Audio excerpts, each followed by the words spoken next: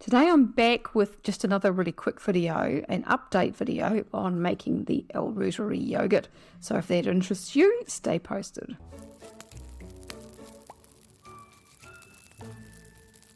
Hi there, my name is Sue. Welcome to my channel. If you've not been here before, I have been eating a carnivore diet now since May of 2022, and so that's mostly what this channel is about.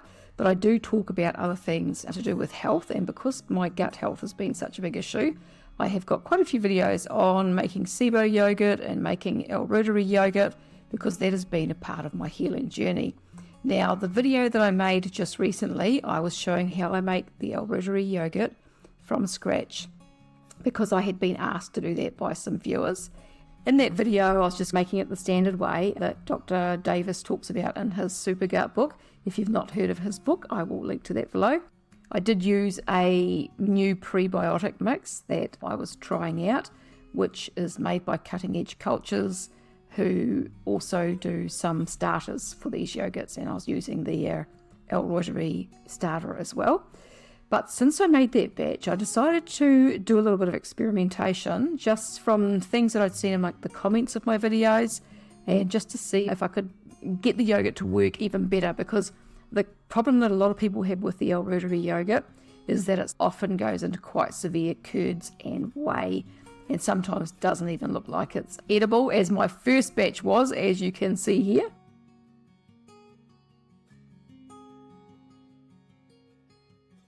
So as you can see, that was pretty messy, but I've had a lot more success since that batch. But it can be really finicky, and that's what I was saying in my video that I made.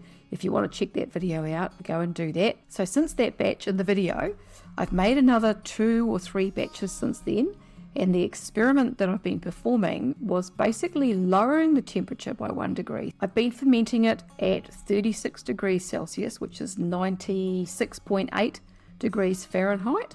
So that's just a little bit cooler than Dr. Davis says in the book, because he's talking 37, 38 degrees, which is where I've always fermented my L Reuteri yogurt. And then the other thing that I've done is I've added gelatin. So basically the conclusion that I've come to is that sometimes it's just that the temperature's too high, and so the L Reuteri kind of over ferments and just gets a little bit too active. So I did a batch at 36 degrees with no gelatin in it, and it had less whey. I've done a couple of batches at 36 degrees Celsius with 1 tablespoon of gelatin per litre of milk, and what I found is that has just improved the texture. It doesn't necessarily make the whey look like jelly. I was wondering if I might have too much in there and that it might go like jelly when you put it in the fridge, but it doesn't. But the yogurt itself has a really good texture, and gelatin has good benefits for your gut health and joint health as well. And so I use the Great Lakes gelatin, which has no additives in it. Most gelatins have sulfur as like I think it's like a preservative or something, whereas Great Lakes, and there are a couple of other brands I think that are grass-fed and have no additives in them, and if I can find those, I'll link to those below. So that's just something to be mindful of if you don't want to have that in your yogurt. But yeah, putting the gelatin in just makes the texture more substantial. Just dropping that temperature back to 36 degrees Celsius or 96.8 Fahrenheit has made a big difference with the yogurt and the amount of whey that it has.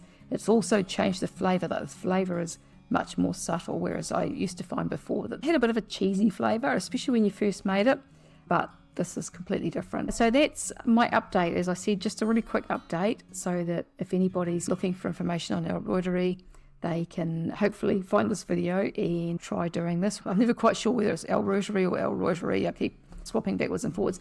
But if you are having problems with your L Reuteri, then this might be something to actually try. You'll see in my video that I use the Lavelli yogurt maker. I have had mine now for probably about 18 months.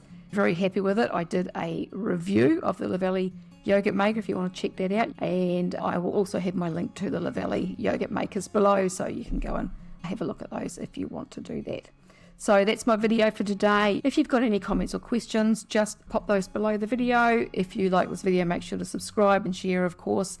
And I thank you very much for watching, and I will talk to you again another day. Goodbye for now.